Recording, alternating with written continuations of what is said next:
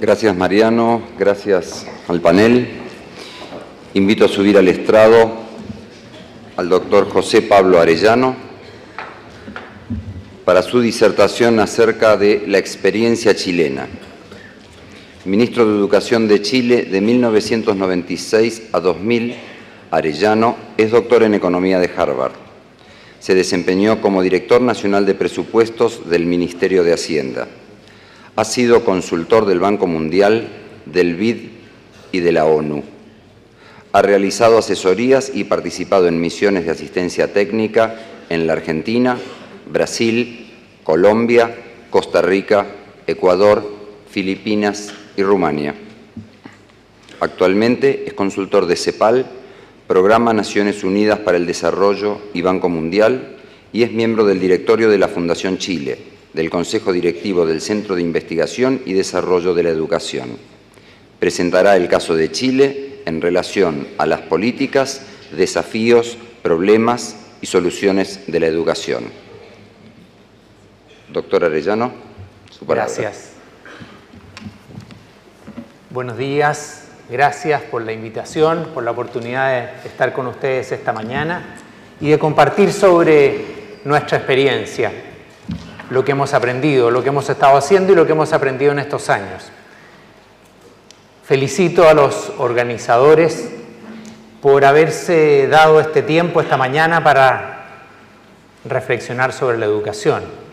Creo que han tenido la sabiduría, pensando en un país posible, como dice el lema, en que la educación tendría que tener un lugar esencial.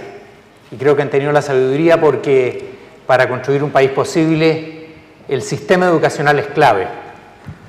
Los fundadores de nuestros países lo tuvieron claro. Tuvieron claro que para constituir un país, para formar una nación, tendría que estar en la base el desarrollar un buen sistema educativo. Por razones que tal vez no la llamaron como ayer. Ayer se habló aquí de capital social. La educación construye capital social. Y un país, para ser un buen país, necesita capital social.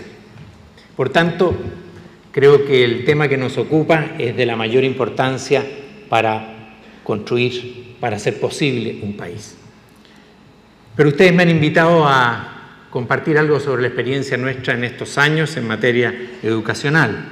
Y quiero contarles lo que hemos estado haciendo en Chile en materia educativa.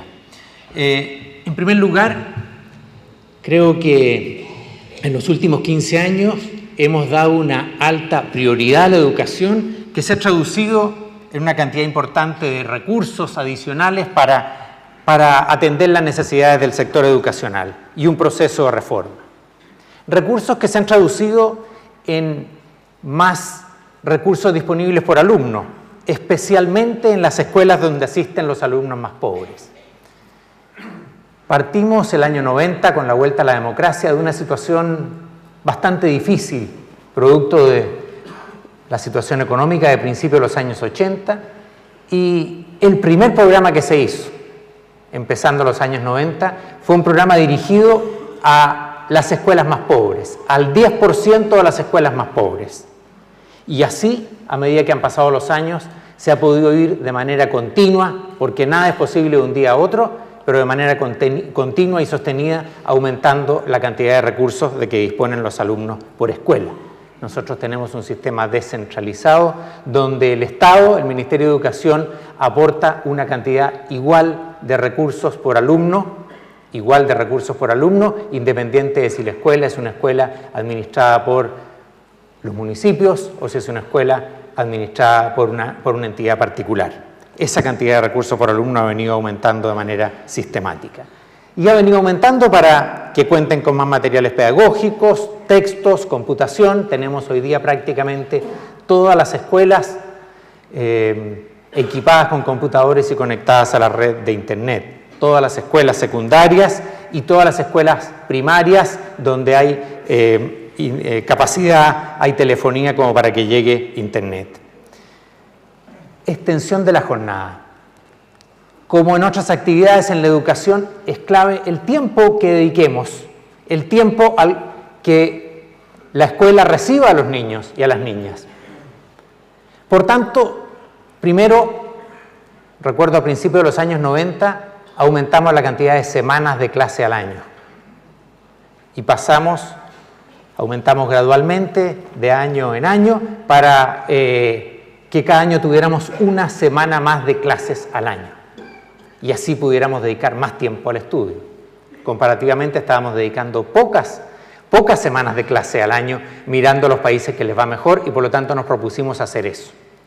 Luego establecimos un aporte por alumno mayor en las escuelas más pobres de tal manera que esos alumnos pudieran tener apoyo adicional y más horas de reforzamiento por parte de sus profesores. Y desde hace unos 7 años atrás estamos en un programa para que todas las escuelas tengan una jornada completa. En los años 60, para lograr que todos fueran a la escuela, establecimos dobles turnos, como en muchas escuelas, de tal manera que unos niños van en la mañana y otros en la tarde. Estamos, como digo, hace 6 o 7 años atrás en un programa para que todos tengan jornada completa, desde la mañana hasta la tarde, y así cuenten con más horas de estudio. Actualmente tenemos más de las 2/3 partes de los alumnos de todas las escuelas del país, de todas las escuelas subvencionadas, todas las escuelas que el Estado financia, que tienen esa jornada completa y espero que en 2 años más esto va a llegar a todos los alumnos del país. Muy importante, calculaba yo que a lo largo de los 12 años, gracias a esta mayor jornada, al cabo de los 12 años los alumnos que tengan jornada completa habrán estado el equivalente a más de 2 años, entre 2 y 3 años más de tiempo en la escuela que los alumnos que fueron en el sistema de doble jornada. Y sabemos, y todos los estudios internacionales nos muestran, que mientras más tiempo dediquemos a aprender, mejores serán los resultados. Por lo tanto, este es un programa para nosotros de gran importancia. Buena parte de los mayores recursos han ido a mejorar las rentas de los docentes, de los mayores recursos por alumno y por escuela. Esto ha sido gradual. Necesariamente ha tenido que ser así. De otra manera, creo que difícilmente habríamos logrado el mejoramiento que hemos conseguido. Y en términos de contenidos, una renovación del currículum, una puesta al día del currículum, de manera centralizada, de manera nacional. Hay un currículum nacional. Hay programas que pueden ser adaptados de acuerdo a la realidad de cada escuela, pero hay un marco nacional de currículum que se elaboró teniendo en cuenta lo que aprenden, y es muy importante que miremos al resto del mundo lo que aprenden las escuelas, lo que aprenden los alumnos, lo que enseñan las escuelas y aprenden los alumnos en los países que tienen los mejores resultados. Déjenme mostrar alguna información. Ahí está, les decía que hemos hecho un esfuerzo de recursos, de inversión de mayores recursos en educación, que ha sido sostenido a lo largo del tiempo. Ahí está la situación a principios de los años 90. El color azul muestra lo que invierte el Estado, el gasto público en educación. Aquí está todo el sistema, desde el preescolar hasta el nivel universitario. Invertíamos una cantidad muy pequeña, 2,4% del Producto Interno. A la derecha tienen como comparación los países de la OECD, los países industrializados, que en promedio invierten casi 5% del producto, 4,8%. Bueno, hemos venido, como muestra la línea azul, aumentando hasta llegar actualmente a prácticamente un 4,5% del producto en materia educacional. Casi se ha doblado, y en un contexto en que la economía ha estado creciendo, que el producto ha sido cada año mayor, eso ha permitido que en términos de recursos reales por alumno prácticamente se hayan triplicado a lo largo de estos casi 13 o 14 años. Pero quiero destacar también la línea morada que está arriba, la barra morada, que ese es el aporte que hacen las familias. No solo el Estado ha hecho un aporte creciente para la educación de los hijos, sino también las familias. Y las familias a nivel de la educación superior y a nivel de la educación primaria y secundaria. Y esta no es solo la educación pagada, es también la educación que financia el Estado, pero al cual las familias han venido aportando de manera creciente. De tal manera que como país estamos invirtiendo hoy día más del 7% del producto, casi 7,5% del producto, de acuerdo a esos números, que es una proporción alta a nivel internacional, incluso mayor que lo que invierten los países industrializados. Por tanto, ha habido aquí un esfuerzo sistemático, gradual, para que pueda sostenerse en el tiempo y que lleva a los niveles que ahí indiqué, tanto del Estado como de las familias. algunos de los resultados, algunos de los logros, para luego ir a plantear los desafíos y las preocupaciones que tenemos de futuro. Creo que ha sido un logro el que hayamos mantenido continuidad de políticas. Continuidad de políticas. Los niños van al colegio, entran para estar 12 años. Y nosotros muchas veces estamos cambiando, como partiendo de cero, de un gobierno a otro. O peor, de un ministro a otro. Y la verdad es que necesitamos continuidad. No hay una política perfecta. Y en tratar de cambiar completamente de una a otra, generamos costos mayores. Por lo tanto, creo que una de las ventajas, y por eso lo anoté entre los logros, es que hemos tenido un grado importante de continuidad a través del tiempo. Y puse bastante consenso. Bastante consenso. Las cosas se han hecho procurando que lo que se hace tal vez no es el 100% de lo que yo quería hacer, pero recoge lo que son los criterios, las prioridades de manera consensual.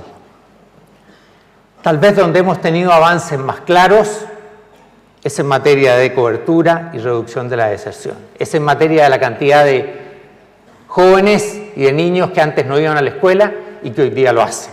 Y voy a mostrar unos datos en un momento. Y quiero poner en tercer lugar como un logro la recuperación del interés por la carrera docente. Y tuvimos, a raíz de la situación de crisis del sistema, de bajas rentas, pasamos por un periodo en el cual las escuelas formadoras de docentes no lograban suficientes alumnos como las capacidades que tenían. Y los puntajes de admisión de estos jóvenes que ingresaban a la carrera docente eran cada año más bajos. Eso se ha revertido, producto de la prioridad que se le ha dado a la educación, de este proceso de reforma y el que se ha podido ir mejorando gradual, pero sostenida y verdaderamente las rentas de los docentes. Hemos recuperado el interés, hay más jóvenes, más preparados para dedicarse a la carrera docente. Déjenme mostrarles en términos de cobertura. En el nivel preescolar está ahí la barrita azul más oscura, es la que muestra la situación del año 2000 y vemos cómo ha habido un aumento. Este es el promedio nacional. Básica en nuestro caso son los 8 primeros años de estudio, media son los 4 años de secundaria y luego la educación superior. Pero tal vez más importante que esto es que miremos dentro de las familias y vemos cómo ahí las familias están ordenadas según su nivel de ingreso. El quintil 1, el de la mano izquierda, muestra la situación del 20% más pobre del país. Y miremos cómo en la enseñanza secundaria ha habido este aumento importante en la asistencia a clases, desde 73% a más del 83% actual. Incluso espero que actualmente ese número ha seguido aumentando y la proporción es aún mayor. Ahí muestra cómo se ha reducido la cantidad de jóvenes entre 14 y 17 años que no asisten a la escuela. Y de nuevo, si tuviera la información última, tendríamos, espero, una cifra más cercana al 6%, al 7%, habiendo partido casi de 20% de los jóvenes que no asistían a la escuela. Este gráfico que les muestro es una encuesta a los hogares, fueron a las casas y preguntaron vieron si los niños estaban yendo a clases, y ahí está para el 20% más pobre del país, 20% más pobre del país. ¿Qué ha sucedido para los niños de distintas edades? ¿Qué proporción está yendo a la escuela? Y les pido que pongamos atención, ahí hay comparación entre 2 años, al 87 y el 2000, a lo que pasa a la edad de 5 años. Y le atribuyo enorme importancia a este crecimiento en la proporción de niños de 5 años que están yendo a la escuela. ¿Cómo ha crecido de manera importante? Porque le atribuyo una enorme importancia a lo que yo llamaría el ingreso oportuno a la escuela. Esta es la situación entre los pobres, entre los más pobres del país, entre los que están bajo la línea de pobreza. Y vemos cómo creció enormemente la asistencia a la escuela a los 5 años de edad, y eso también tiene repercusiones porque retrasa el abandono, retrasa la salida de la escuela. El que entra tarde es candidato a un desertor y a salir antes. Por lo tanto, el ingreso oportuno me parece que es algo fundamental, y aquí vemos cómo hemos ido avanzando en esto. Este cuadro muestra, los colores son distintos grupos de ingresos, desde los más pobres a los de ingresos más altos. el acceso a la educación superior ha crecido fuertemente en todos los grupos, particularmente en los grupos de ingreso medio. Actualmente el 70% de los jóvenes que están en la educación superior son primera generación que va a la universidad. Primera generación que va a la universidad, y creo que eso es un índice de movilidad social y de progreso importante. Bueno, pero hay también, estos son algunos de los logros, hay también debilidades y desafíos, y quiero centrarme en eso precisamente para plantear algo de lo que hemos aprendido en esta experiencia y proponer algunos temas que pueden tal vez ser de interés para ustedes. Debilidades y desafíos. Bueno, debilidades y desafíos que surgen de mirar los resultados en estos estudios de lo que aprenden nuestros alumnos a nivel internacional. Y creo que es extremadamente valioso que hayamos participado, tal como lo han hecho ustedes, en estos estudios de aprendizaje de nuestros alumnos a nivel internacional. Vivimos en un mundo globalizado. Nuestros hijos, los jóvenes que hoy día están en la escuela, los que están egresando, van a tener que cooperar y van a tener que competir con sus pares en el resto del mundo. Y por tanto es extremadamente importante que sepamos cómo están ellos, qué resultados están teniendo de aprendizajes comparado con lo que pasa en otras partes del mundo. Y los resultados nuestros, y voy a mostrarles algunos, han sido pobres si nos comparamos internacionalmente. Y ese es un motivo de preocupación que nos debe hacer reflexionar sobre el futuro. En segundo lugar, no solo comparado internacionalmente, sino que también comparado con nuestra propia experiencia hacia atrás. El progreso en términos del aprendizaje de los alumnos ha sido lento y ha sido dispar. Tenemos, y creo que es una virtud, una ventaja de nuestro sistema, tenemos hace casi 20 años un sistema de pruebas nacionales que miden en distintas etapas del nivel de la escuela, en distintos grados, miden cuánto están aprendiendo los alumnos. Y eso permite comparar de un año a otro y ver cuánto hemos progresado y cuánto ha progresado cada escuela, porque naturalmente que las realidades son distintas. Y ese progreso ha sido lento y dispar. Más lento del que pensábamos que era posible avanzar. Y como digo, algunas escuelas progresan más rápido que otras. Y no necesariamente en virtud de sus recursos económicos, sino que de otros factores que hace que hay algunas escuelas que son escuelas efectivas y que logran que sus alumnos aprendan, y otras que no lo son tanto. Y la diferencia entre ellas, créanme, no pasa por la cantidad de recursos económicos, sino que pasa por otros aspectos que dicen relación a la forma en que la escuela trabaja. Y en tercer lugar, déjenme plantear entre los debilidades y desafíos que considero que estamos perdiendo competitividad si nos comparamos con lo que están haciendo los países del sudeste asiático y Europa del Este, en virtud de los resultados que obtenemos de nuestros sistemas educativos. Y cuando hablo de perdemos competitividad, déjenme mostrarle este gráfico, que para mí es bastante indicativo. En este gráfico hay varios países de América Latina, países de la OECD. En el eje horizontal, en este gráfico está la proporción de la población que completó su enseñanza secundaria. Y en el eje horizontal hay distintos grupos de edad. O sea, más a la izquierda está la población que nació entre el año 36 y el 45. O sea, gente que está en sus 60 actualmente. Y para la derecha están los más jóvenes. Y entonces, si miramos qué pasa con estos grupos, vemos cómo el sistema educativo ha ido progresando en el tiempo. ¿Y cuántos de esas generaciones, qué proporción de esa generación completó su enseñanza secundaria? Y es cierto, había un crecimiento, si miramos el grupo de los países de abajo, donde estamos nosotros, los países de América Latina, había un crecimiento a través del tiempo. Pero miremos el bloque de los que están más arriba, por ejemplo, en la línea verde, arriba, verde claro, donde están los Estados Unidos, o el azul oscuro, la República Checa. En primer lugar, para esa generación que hoy día tiene más de 60 años, ellos ya habían completado en esa época, ¿no es cierto? Hace 60 años atrás, prácticamente todos completaban la enseñanza secundaria. Mientras entre nosotros menos del 30% lo hacía, como vemos abajo.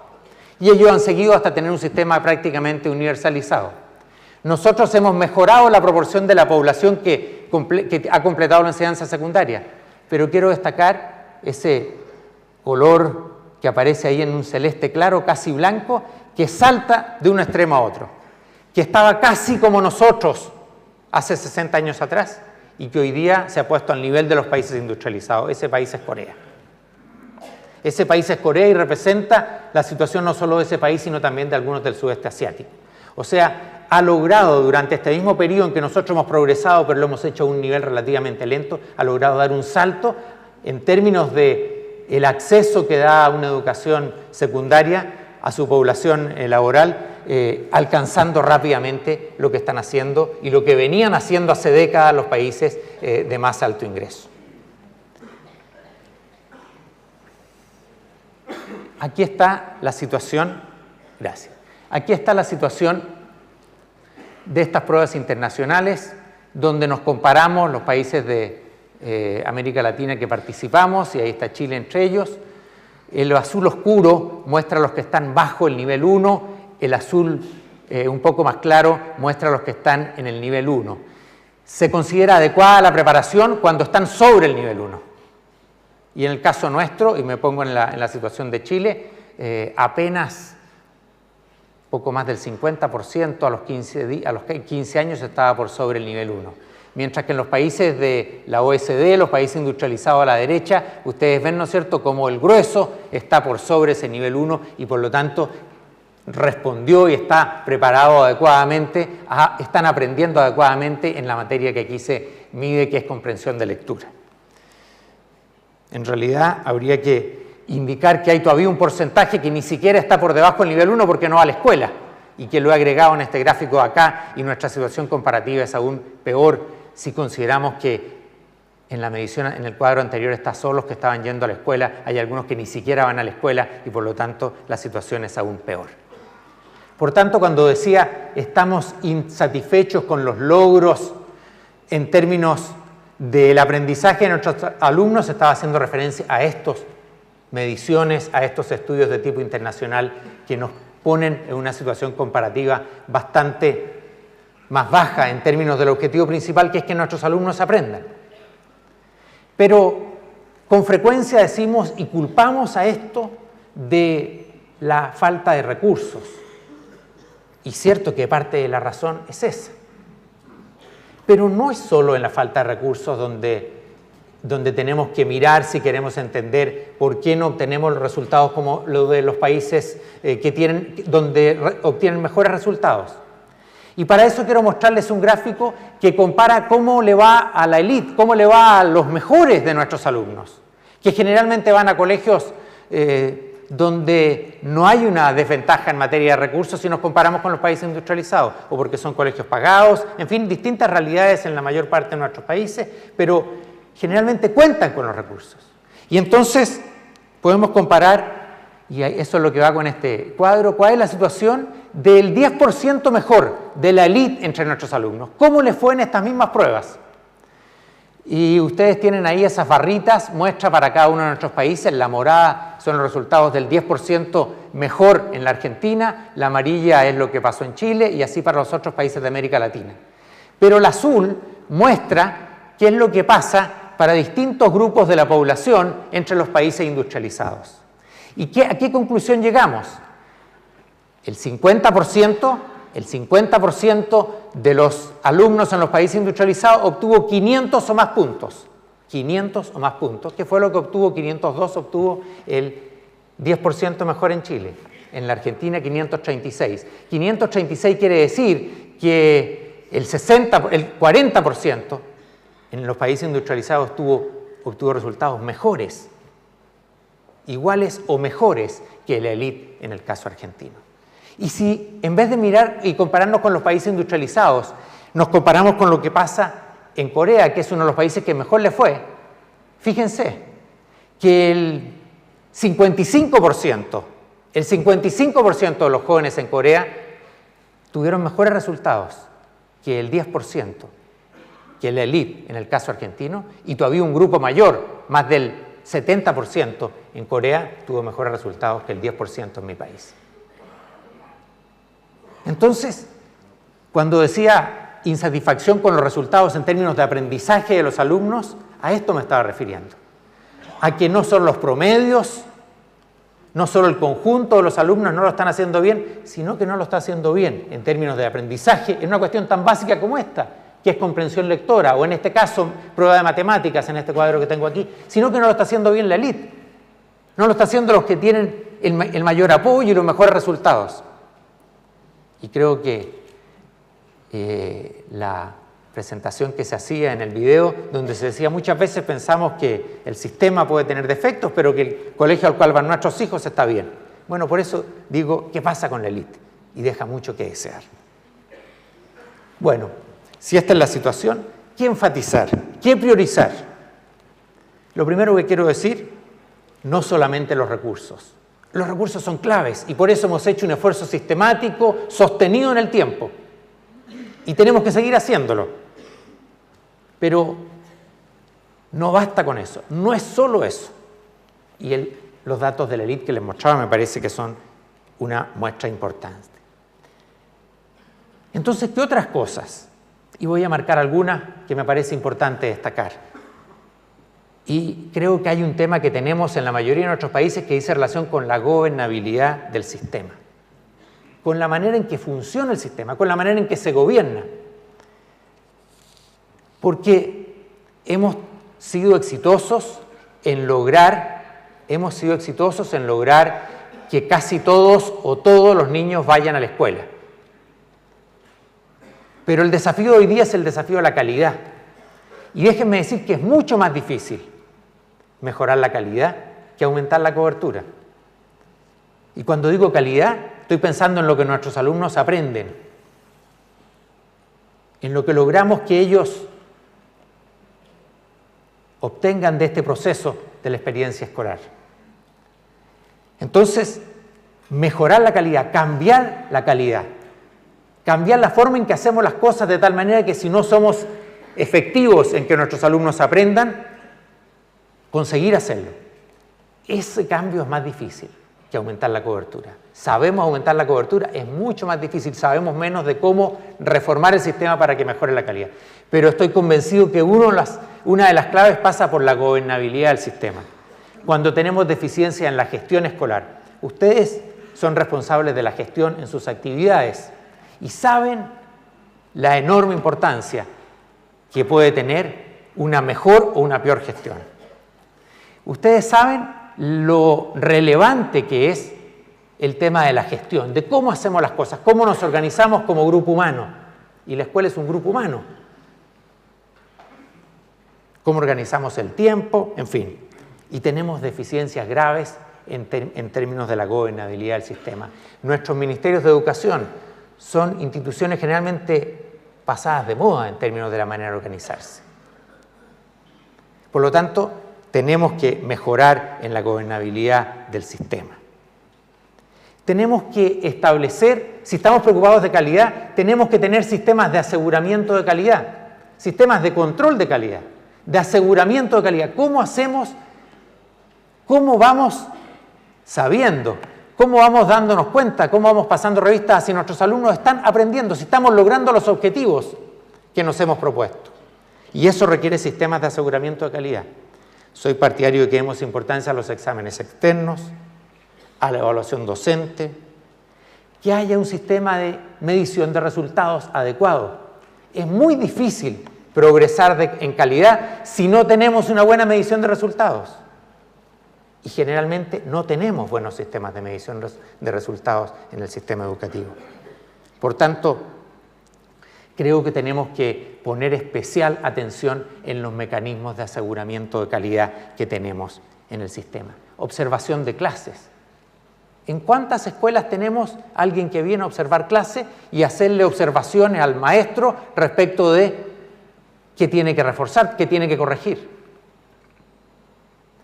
Sistemas de supervisión escolar. Nuestros sistemas de supervisión escolar son tremendamente débiles. Debiéramos tener un sistema que cada cierto número de años haga una supervisión adecuada de la escuela, una evaluación de la escuela. Algo hemos estado avanzando en ese campo, pero tenemos mucho más que hacer en materia de aseguramiento de calidad. Formación inicial de los docentes. Se comentaba acá recién en este panel la importancia de la formación y la preparación de los futuros docentes. Es como obvio. Cualquiera diría, ¿no es cierto?, qué cosa más importante que la preparación de los futuros profesores. Pero por alguna razón no le damos la atención suficiente. No le damos la atención suficiente. Tal vez las presiones sobre el sistema no ponen la presión justo en esto. Y cuando digo formación inicial de los futuros docentes, yo diría que podamos ser capaces de atraer a la carrera docente a jóvenes talentosos, y eso tiene que ver con lo que les ofrecemos como futuro, de poder prepararlos bien. Yo recibí el reclamo muchas veces de los profesores, de los directores, que a veces los nuevos profesores tenían una preparación muy insuficiente en comparación a los profesores que estaban en el aula. ¿Qué dice eso respecto al futuro educativo? Por lo tanto, formación inicial de los docentes, renovar los currículos, que la preparación de ellos esté a la altura de lo que pasa en el mundo con la preparación de los profesores. A veces tenemos sistemas demasiado cerrados de formación futura de los docentes, y aquí hay una clave. En el currículo, y solamente menciono esto porque no tenemos más tiempo, creo que el tema de la formación general es clave. Si algo sabemos del futuro es que este va a seguir cambiando, y eso significa que lo más importante del paso por la escuela son las herramientas para seguir aprendiendo. Es lo más importante que le puedo dar a la escuela. Las herramientas para seguir aprendiendo tienen que ver, en primer lugar, con el gusto por aprender, la pasión por aprender y las herramientas para hacerlo. Y eso pasa desde la comprensión lectora. Por eso es tan importante y tan preocupante esos resultados de esos estudios internacionales que fallamos en la comprensión lectora que están obteniendo nuestros alumnos. O en matemáticas. Por tanto, formación general clave para seguir aprendiendo, porque vamos a tener que seguir aprendiendo en el resto de nuestra vida. No he hablado de educación superior, solamente quiero poner una nota de cautela, de preocupación. Va a seguir expandiéndose la educación superior, estoy seguro, como lo ha estado haciendo en los últimos años. Atención al aumento, a la calidad de esa educación superior. Atención a la calidad de esa educación superior, y tiene que ver con temas como los de aseguramiento y otros. Equidad. Creo que esto es esencial y se ha dicho antes con toda razón. Hay los estudios sobre qué es lo más efectivo para lograr una buena educación, discuten sobre qué es la clave. Discuten mucho y hay evidencia en distintos sentidos. Pero hay una cuestión en la cual todos coinciden, que es la importancia de la familia, que es la importancia del capital cultural, que es la importancia del apoyo que el niño o la niña puede recibir de su familia. Y en esto hay diferencias muy grandes, y por lo tanto la educación tiene que jugar un rol compensatorio en esto. Dedicar más esfuerzo, más recursos. La sociedad tiene que garantizar más recursos para aquellos que tienen más necesidad. Y creo que eso deberá reflejarse, entre otras cosas, en que cada nuevo programa educativo, cada nuevo esfuerzo educativo que hace el país, parta por los que más lo necesitan. Y que si vamos a dotar computadores, primero las escuelas más pobres. Que si vamos a hacer un programa de textos o de bibliotecas escolares, primero las escuelas más pobres. O sea, este compromiso con la equidad debiera reflejarse en cada programa. Cada nuevo programa, para ir dando una señal de la importancia que le damos a esto. Por último, creo que tenemos que tener un sistema escolar más abierto. A veces tenemos sistemas escolares más bien cerrados. Escuelas, ministerios, sistema escolar, universidades, cerrados en sí mismos un poco. Y creo que tenemos que tener un sistema más abierto. Y sistema más abierto también significa sociedad más interesada. Porque a veces se requieren las dos cosas, las dos partes. Y por eso creo que es tan valioso lo que ustedes están haciendo acá. Porque eso va a invitar a las escuelas donde ustedes están, de los lugares donde ustedes viven, donde ustedes trabajan, si ustedes se acercan para interesarse, para apoyarlo en lo que ellos hacen. Y eso va a permitir un sistema escolar más abierto y una sociedad más interesada. Y por último, quiero decir que me parece que para lograr éxito en esta tarea, que es enormemente desafiante y difícil, necesitamos que la educación sea prioridad nacional. No solo sea política pública, no solo en primer lugar sea política de gobierno, sino que política de Estado, sino que además sea prioridad nacional de toda la sociedad. Y esto requiere, por eso yo hablaba antes de gobernabilidad del sistema, hablaba de mecanismos de aseguramiento de calidad, requiere ir fortaleciendo las instituciones educativas. El desarrollo en general, en todos los ámbitos y en particular en educación, se logra cuando vamos fortaleciendo las instituciones. No podemos depender de personas que van a pasar en la medida en que no logremos fortalecer las instituciones. Y eso es clave en materia educacional como en otras áreas. Por eso creo que este tema de que la educación se convierte en prioridad nacional, no solo del gobierno, sino del Estado y de toda la sociedad, pasa por ahí el éxito y la capacidad que tengamos de lograr este desafío enorme, más difícil que el que hemos abordado de aumentar la cobertura y conseguir que todos vayan a la escuela, que es lograr que todos aprendan, que todos reciban una educación de calidad. Muchas gracias.